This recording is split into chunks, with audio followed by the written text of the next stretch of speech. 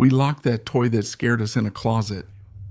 But things turned out to be even worse from the very first day, since we heard noises coming from inside, as if it was trying to get out.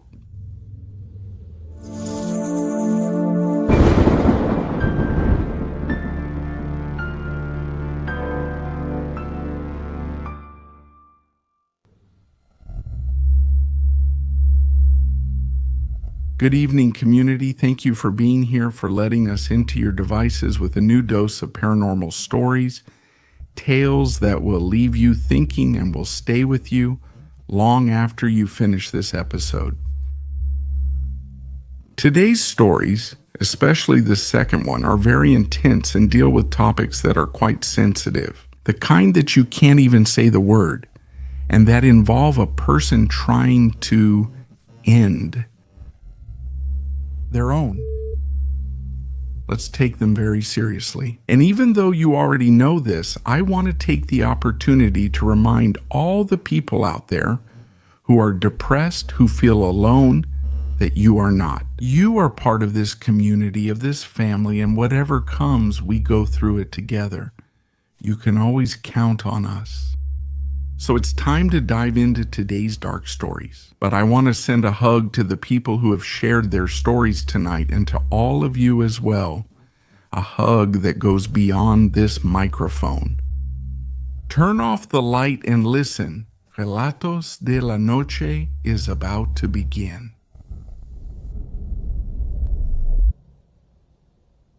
Hello, my name is Angel Leonardo. I live in the United States, but I'm originally from Mexico.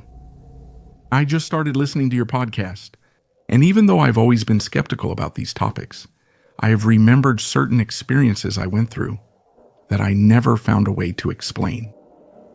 We recently moved to a house with a very big garden, but this story started earlier, when we were still living in some small apartments.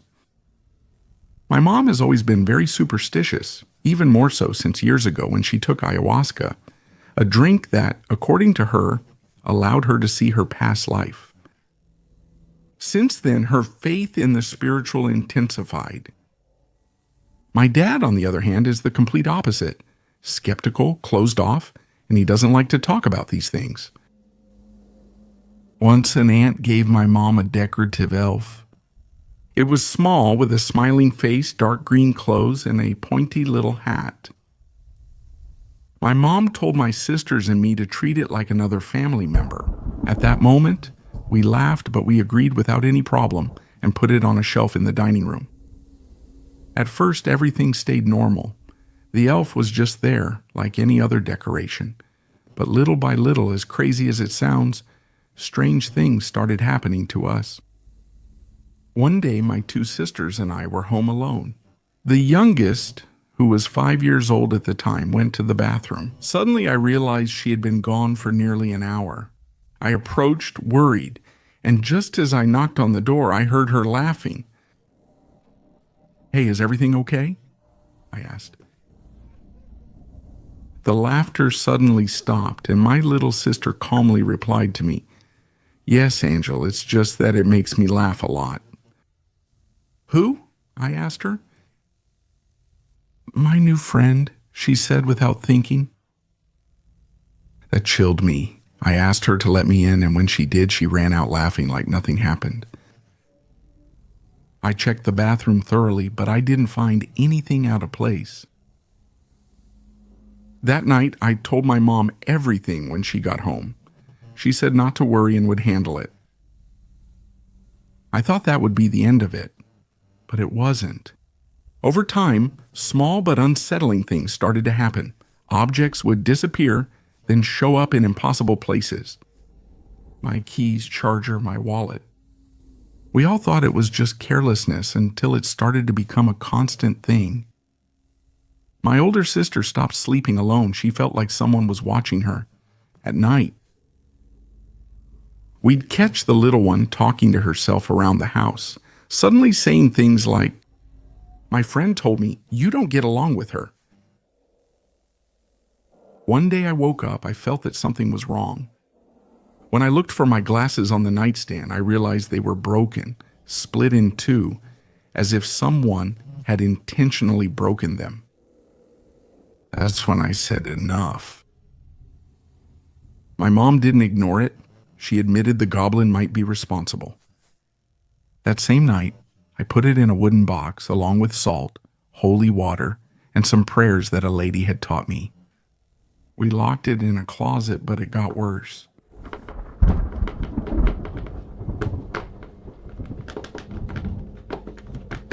That same week, the noises started, footsteps in the hallway when we were all in the living room, things falling, doors slamming shut. One time, the whole family was watching television when we clearly heard someone running down the hallway, but we were all there in the living room.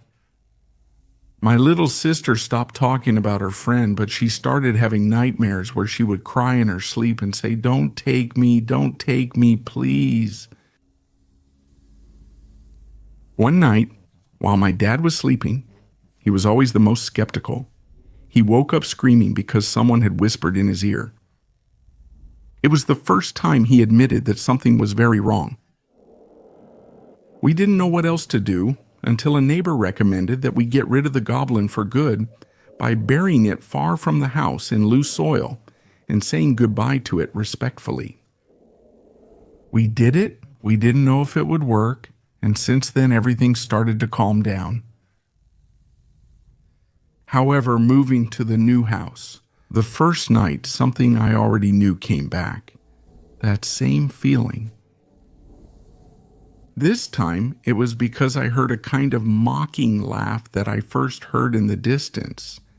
Then I felt it coming from under my bed. The next day, my younger sister stared at a corner of the garden for several minutes and said that someone was talking to her from there. I don't know if we really got rid of it, if that's even possible, or if he came with us.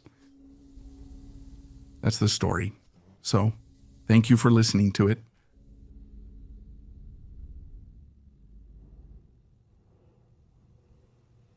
Community, today's episode was ready, but someone told me a really good story and I had to share it with you. So let me add a little extra here.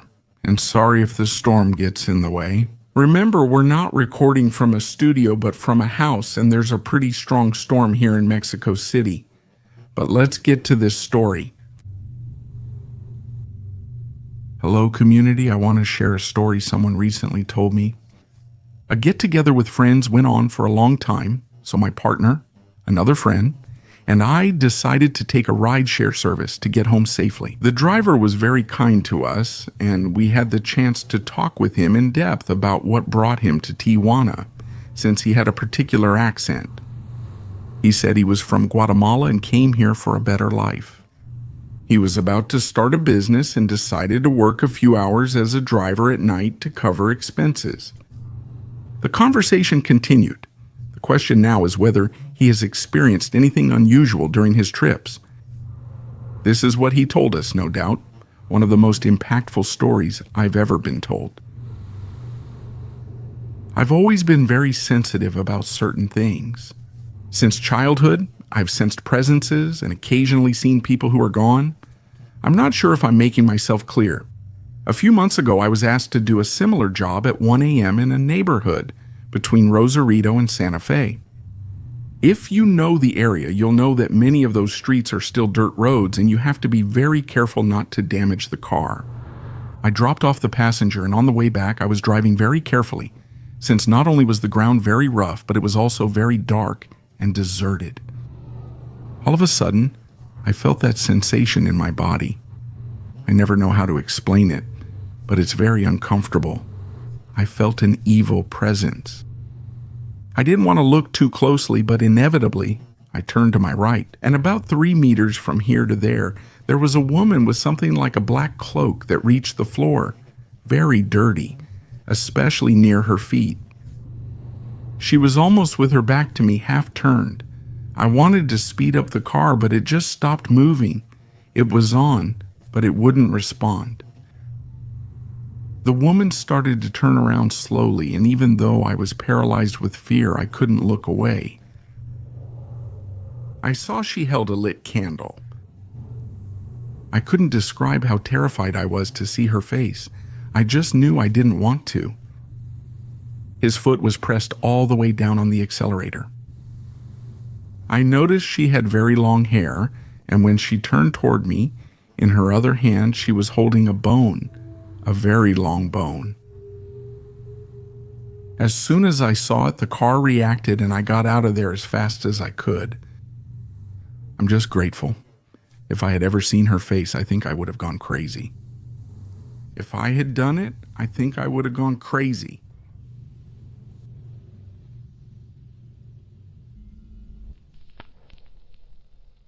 Hi, Uriel. I'm Diana from Monterrey, Nuevo León.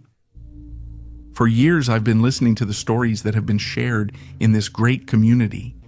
And for the first time, I've decided to share one of my paranormal experiences. The most important and hardest one. Considering it's also a special year to do it. This is my first time writing about this, so I might ramble. But I hope you can summarize it if necessary and tell it in that magical and terrifying way that characterizes you. You see, it all started when I was 16 years old. At that time, we had an event in my family that led me into a horrible depression, which later resulted in 3 suicide attempts. The most important event in this story took place on Metro Line 2 at San Nicolas Station. It was nighttime. I was heading back home late from high school, and I really felt that moment. I felt like I couldn't take it anymore. I was terrified. I felt trapped, with no way out. I felt it and could only talk about it with my sister. Something that made me feel hopeless, because I knew perfectly well there was no way out, only confrontation, and that was the last thing I wanted. So there in the middle of the crowd with the platform full, I looked down toward Universidad Avenue, full of traffic, noisy life passing by. The subway here isn't underground, but elevated on bridges. The stations let you see out over the city. I felt that there was my way out, my salvation. I was crying, trying to hide it, but I realized that several people were gossiping about me when they saw me, but nothing else. I left my backpack on the floor. The subway arrived and left. That's when I decided to climb up the fence. I was sure that on the next one I could end it all and rest. However, when the next train was approaching, when I gathered the courage, someone pulled me. I felt like someone grabbed me by the shirt and yanked me back, making me fall onto the platform again. Dazed by the blow, which was quite painful, I angrily looked around to see who had interfered uninvited, but there was no one near me. I looked carefully. There was no one on the entire platform. Some people were just starting to go up the stairs over there. I felt chills, and a bit scared by the situation, I decided to grab my backpack and leave. I didn't have to take the subway to get home, so I ran down the stairs and went to the bus stop, which was already pretty deserted at that hour. It was a route with little traffic at night since it was a bus that made a short trip, and to make matters worse, it always took a long time to arrive. I spent that hour standing with 2 ladies and a gentleman who arrived shortly after me. I felt watched the whole time, from above, from the subway platform I had just left. Weeks later, because of things at home, I temporarily forgot about the strange situation that ruined my plan, but my depression and hopelessness persisted. Honestly, I was already looking for another opportunity, another brief moment of courage to try again somewhere else or in a different way. However, when those thoughts were most present, that's when I saw him for the first time. I don't remember the exact day. I just know it was shortly after the first half of March 2011, since I had just turned 17. It was nighttime, and as everyone from Monterrey knows, March weather can be hot or cold. That night was cold, not enough to be shivering, but enough to not want to leave the warm bed. Your feet would get cold if you walked around just in socks. Only my mom, my little dog, and I were home. My sister had gone to stay at her boyfriend's house, and my mom's husband had the night shift, so we were alone. It was 2 a.m. I was in my mom's room watching the television she and her partner had because I wanted to lie down, unlike the one in the dining room. That's when I heard my little dog whimper. It was like she wanted to cry, but the whine got stuck. I heard a strange noise and called her, but she ignored me. She was a little dog I'd had since I was born. She always followed me. Our connection was unique, and she always listened to me. So you can see how strange it was for me then. I used the commercials to get up. My mom was already fast asleep, and she usually wakes up easily if a light is turned on. So in the dark, I left the room, which still had the door open. Our house was the typical Infonavit social interest house, small homes that are very common in Mexico. 1 floor, 1 bathroom, 2 bedrooms, and the dining room, foyer, and kitchen were all close together. So my mom's room was right next to the bathroom. But even though I felt like turning on that light to see something in the rest of the house, I decided not to. The street lamps already lit up the inside enough through the curtain. At least I wouldn't trip over a chair before reaching the entrance light switch, which was the brightest. But on my short walk, I ran into my little dog. She was in a corner near the closed bathroom door. She was trembling. I called her several times and she didn't pay attention to me. I even bent down to pet her. She was very cold and wouldn't take her eyes off the door. Worried to see her like that, thinking something was wrong, I hurried and, without taking my eyes off her, I stood up. I looked ahead, hurried, switched on the light, but I came face to face with a tall, dark figure, so dark it seemed to swallow up the little bit of light coming in through the windows. I was paralyzed, out of it. I felt my heart pounding in my throat.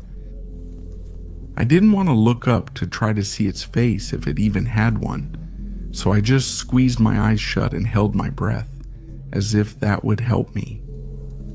I've felt fear many times in my life, but in front of that, I really can't say I felt afraid.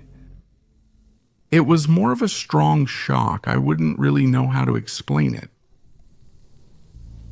I felt like minutes went by, but maybe it was just a couple of seconds. When I heard my mom call me from the room, and only then was I able to open my eyes. There was nothing there anymore. My dog clung to my legs and seemed restless, so I ran to turn on the light. There was no sign of any intruder, and deep down I knew that it really wasn't something human. If it was real, it simply couldn't be. I never told my mom about what happened, but this story, of course, doesn't end here. I told you this year is special for a reason. And that's because that shadow, that being, whatever it is, has been appearing ever since, every certain number of years. The second time it appeared to me was in the year 2015. I was pregnant. I can't recall how many months pregnant I was, but my belly was already so big that walking without resting was difficult. It was also nighttime on that occasion, past 1 o'clock. I was already living with my husband. We were in the living room. Since my depression began, I have constant insomnia and often stay awake, even late at night. I was playing Metro for the first time, a horror game that I was pretty obsessed with at that time.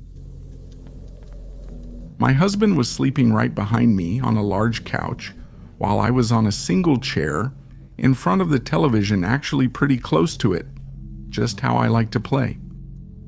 And I have to clarify something before I continue. My life improved after distancing from my family and being with my partner.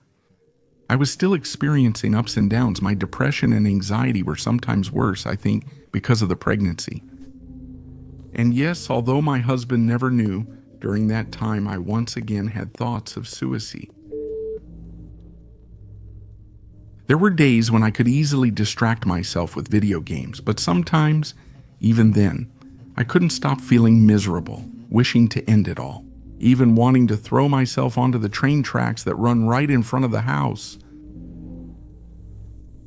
I was engrossed in playing, not wanting to take my eyes off the screen, when suddenly I had that same feeling of being watched. That natural warning our brain usually gives us to alert us that we're being watched by someone. At that moment, I thought it was my husband, since he has a pretty intense gaze and I always feel it. However, he didn't say anything.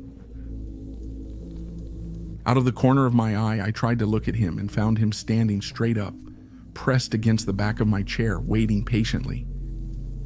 Waiting patiently for me to pause the game. "Wait for me, love. Let me leave and I'll pause it," I told her, my attention still on the screen. Surprised that she wasn't saying anything or making a comment about how much of a newbie I was at playing, like she always did as a joke, I finally paused the game and turned around. My heart was in my throat again when I saw my husband. He was still sleeping like a rock, even with his mouth open.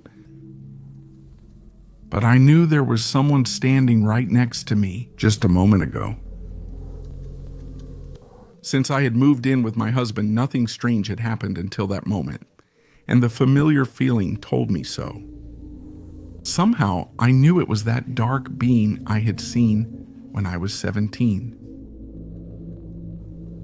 I couldn't keep playing. I turned everything off and had to wake up my husband so we could go to sleep together in our room. He still didn't know much about this whole strange situation, of course, and later after that second time I told him about it. With both of us thinking about it, we realized how similar the situation was to when it had appeared before. That being near me, in my depression, or rather at the edge where my depression was taking me. After its first appearance, Vita went through a major change. I got fed up with the situation at home, from the fear that something terrible might happen with my stepfather someday, and from the fact that my mom seemed not to recognize it.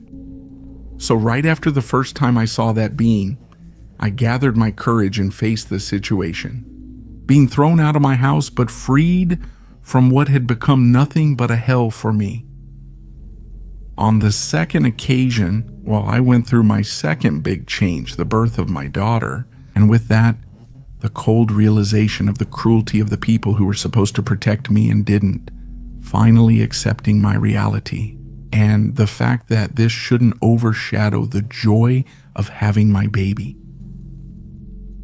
However, it doesn't end here, because the third, and so far last appearance of that unknown being covered in darkness was in 2021.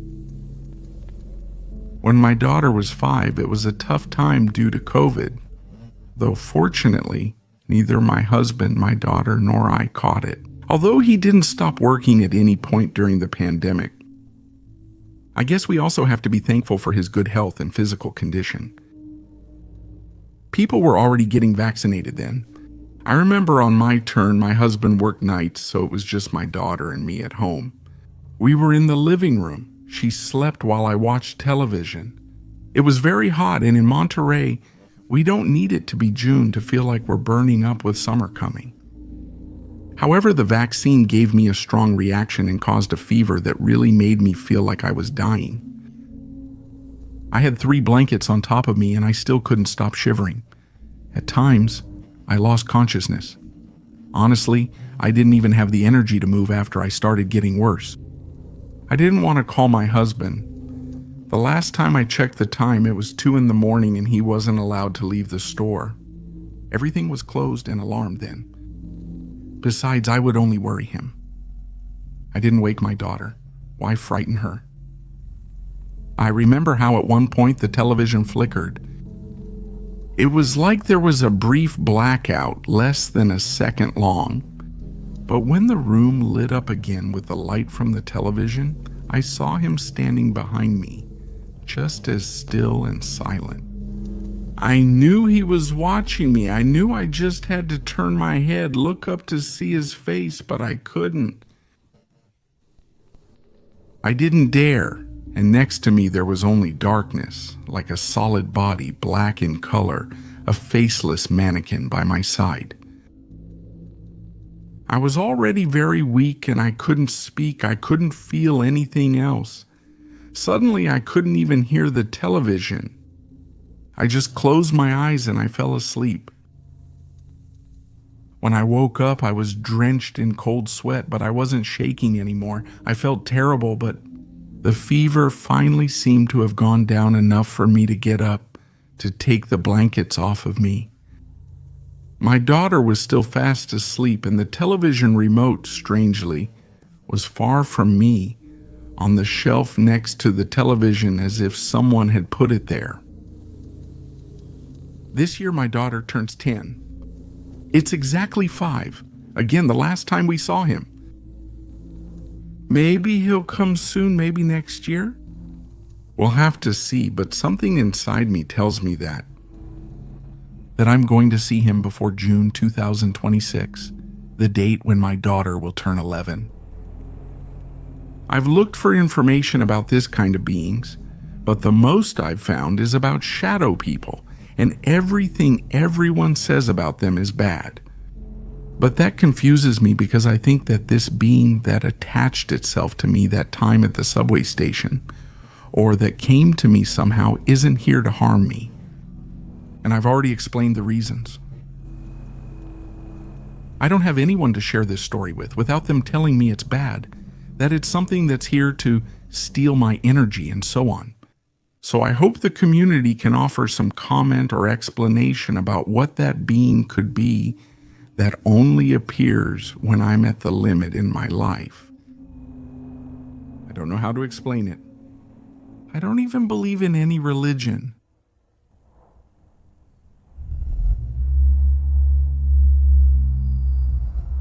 Community, thank you for still being here. Thank you for listening. And we remind you, please, to take stories with topics as tough and important as this one very seriously. And when you need to talk to someone, express it. Even in the community group on Facebook, there is always someone willing to listen. We will always be here. And of course, we had to censor many things because of YouTube's community guidelines. But on any podcast platform where you also listen to Relatos de la Noche, we will upload it there without those beeps, changing the subject to one much less important. Let me tell you that yes, even though the Relatos de la Noche books are almost sold out in Mexico, so take advantage and get yours. Soon there will be news. There will soon be news for a country we care about a lot, so please stay tuned. Now it's time to continue. There are still stories left tonight.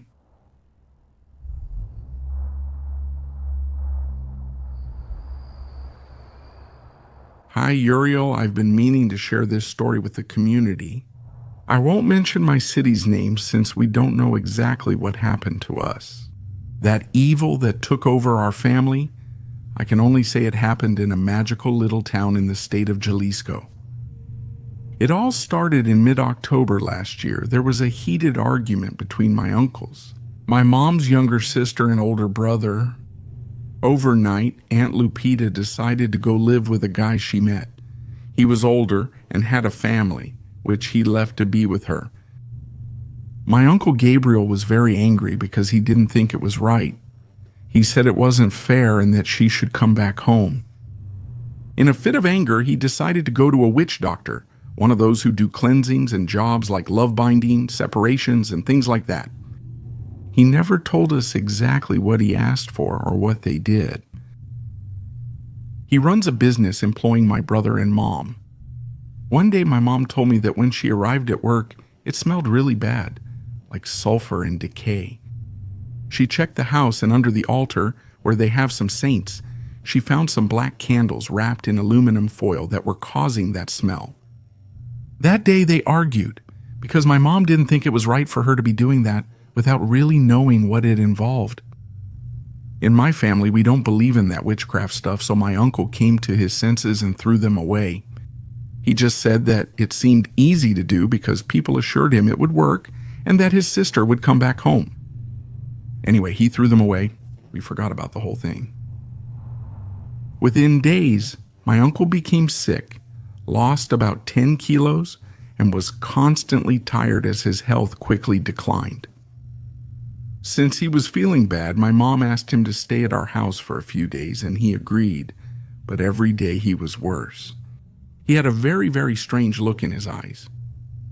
I'm a nurse, and it really scared me to see him like that because I've seen that look before in patients who are about to pass away. It might sound crazy, but when someone has that look in the hospital, we say they're already leaving, that they have the look of death. He still couldn't sleep, and when he managed to rest a little, he would say things that didn't make sense. We took him to the doctor and they decided to admit him for tests, but on the second day in the hospital, he completely lost his sanity. He no longer recognized us and spoke nonsensically. They did many tests and everything was fine, but he couldn't even lift a spoon or use the bathroom alone anymore. My mom and I took care of him. Sometimes he was fine. He would talk like always, though weak. Other times he would get aggressive and somehow find strength we didn't know he had. 3 nurses couldn't manage him. One day when my mom was with him at the hospital, she saw that an old lady was admitted. She was being cared for by a woman who looked at her strangely and laughed. She felt uncomfortable but ignored it, focused on her performance. My uncle didn't want to get involved in that. The surprise came later. One day we were at home and someone knocked on the door. When my mom opened the door, she got really scared. It was the woman from the hospital. We didn't know how she found out where we lived. She told her, "Your brother isn't sick. He doesn't have any health problems. Someone is working on him and they want to kill him. It's a very strong spell, but I can do a cleansing and remove it." My mom thanked her but said no. Like I said before, we didn't believe in that. As days passed, my uncle's condition worsened. One afternoon at the hospital, he uneasily asked me to come closer.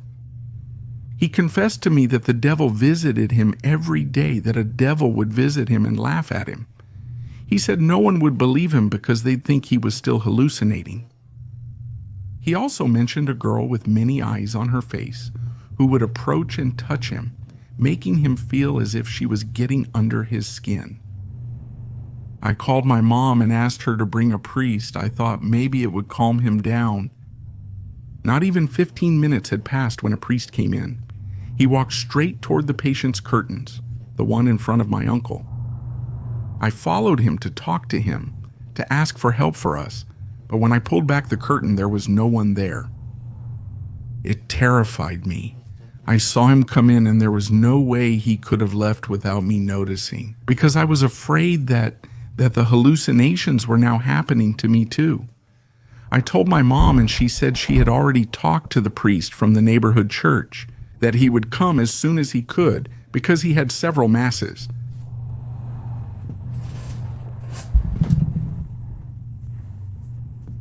That night my brother went to my uncle's shop to get some things. He came back pale, trembling, very scared. He said that when he went in, he saw a shadow pass by. He ignored it. He wanted to think he was just imagining things, but when he left,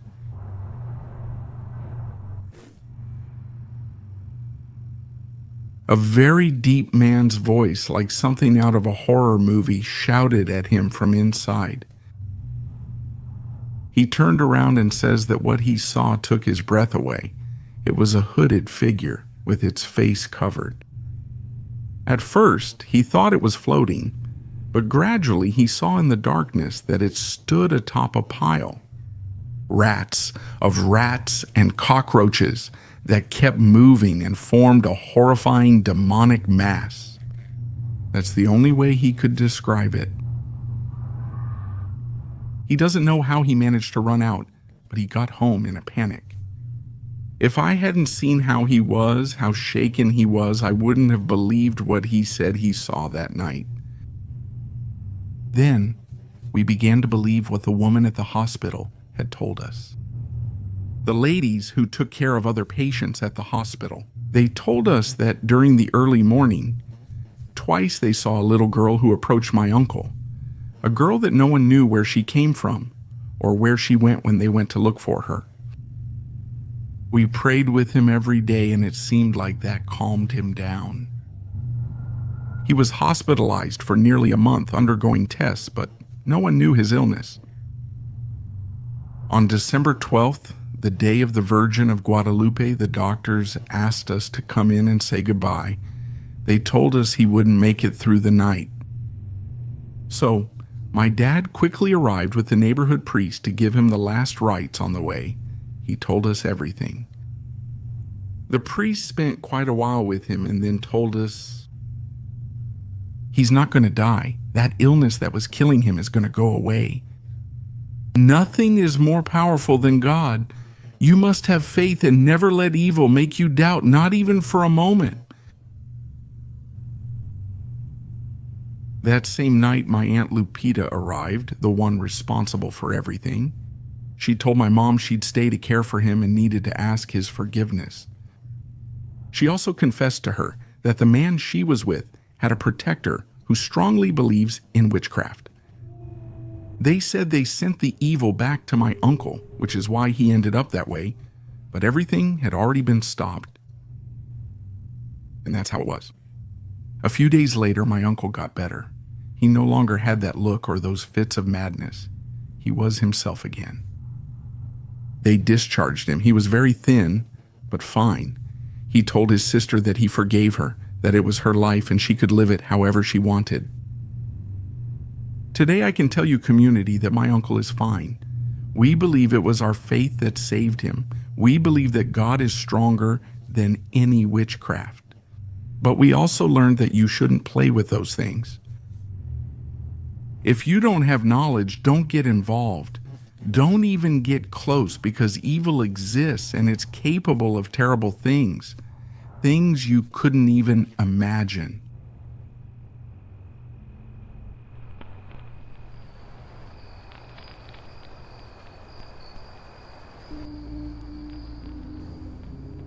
Hello, my name is Thomas. About 4 years ago, I used to visit my great-grandmother's house. At that time, she was 85 years old. The house was very cozy. I remember we always played cards and bet on any silly thing. One ordinary day, as always, I took out the cards and the chips to play poker. This time she suggested the bet and said, "How about if we make a bet this time? How much time do I have left to live?" Honestly, it seemed like a strange, macabre proposal to me. It left me thinking, but I assumed it was just another one of his jokes. Another meaningless bet. She bet she had 2 weeks left. I told her she had at least 4 more years, that I'd bet $5. She looked at me seriously and said, "Son, if I win the bet, I'm going to come visit you." After that strange bet, we played as usual. Later, I went home, and when I arrived, I told my mom what my great-grandmother had said. She laughed, and that made me feel more at ease.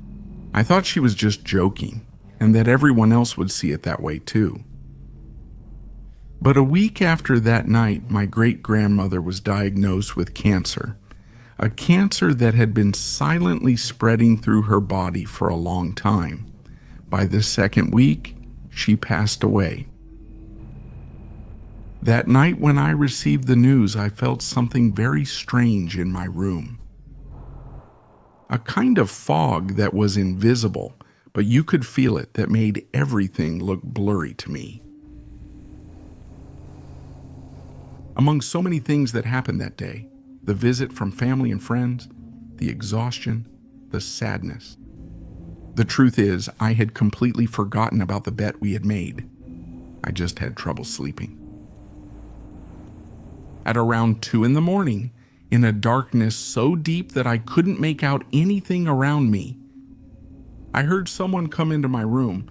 I realized it because the floors were wooden and they creaked when someone walked. I thought my brother was looking for something, but something didn't add up. The room started to fill with a smell with a very peculiar perfume. It was very similar, a lot like the perfume my great-grandmother used to wear. Paralyzed by fear, I couldn't move, and then I felt someone or something sit at the edge of my bed.